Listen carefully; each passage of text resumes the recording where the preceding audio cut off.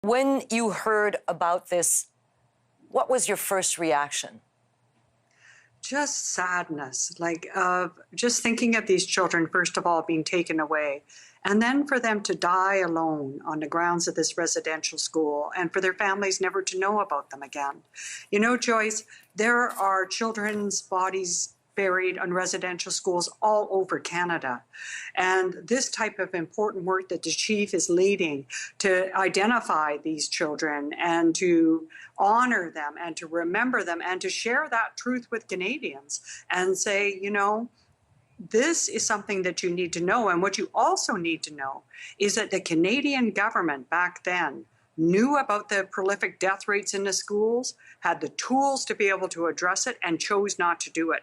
And it's still fighting against First Nations kids today. And that's where Canadians need to get involved, is you can make a difference by stopping the tragedy that's unfolding right now. So what can these communities do, Cindy? So we find out 215 children. They're going to have to, first of all, try to identify them, try to notify, find the families. This is a huge job. And this is only one of the residential schools. You say that there are many buried across the country. So what and how can the community, the Indigenous community, help? What can they do to do this the enormous job? And how can the federal government help, or should the federal government help?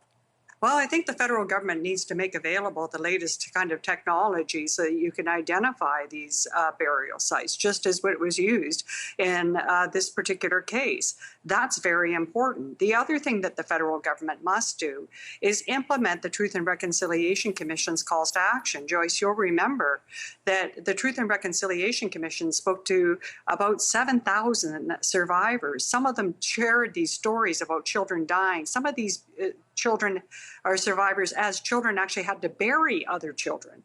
And what they left us with were the Truth and Reconciliation Commission's calls to action to learn from this history, to make sure that we don't do it again, and to stop the behavior that gets in the way of the safety and well-being of First Nations, Métis and Inuit children today.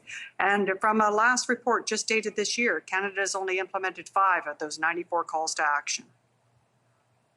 Cindy, you know, you're going to federal court, and I mean, you've been fighting this for, what, 14 years, but you're going to federal court in yet another round in your fight for the welfare of First Nations children. And the federal government is appealing to rulings from the Canadian Human Rights Tribunal to compensate victims of the child welfare system.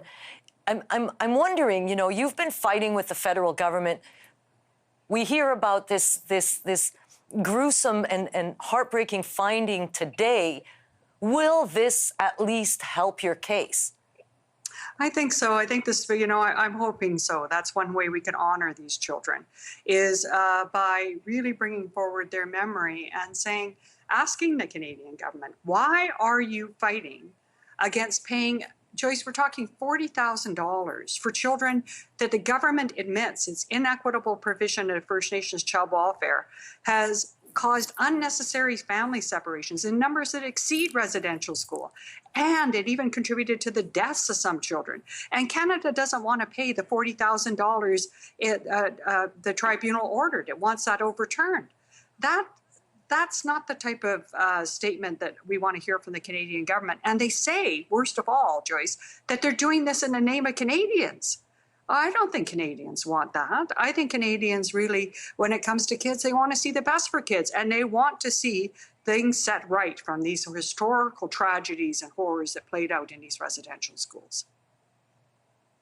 And you know, up until recently, children in Canadian schools were not taught about this. No. Do you think now that it should be in history books so that Canadian children growing up can at least know that this is part of the country's history?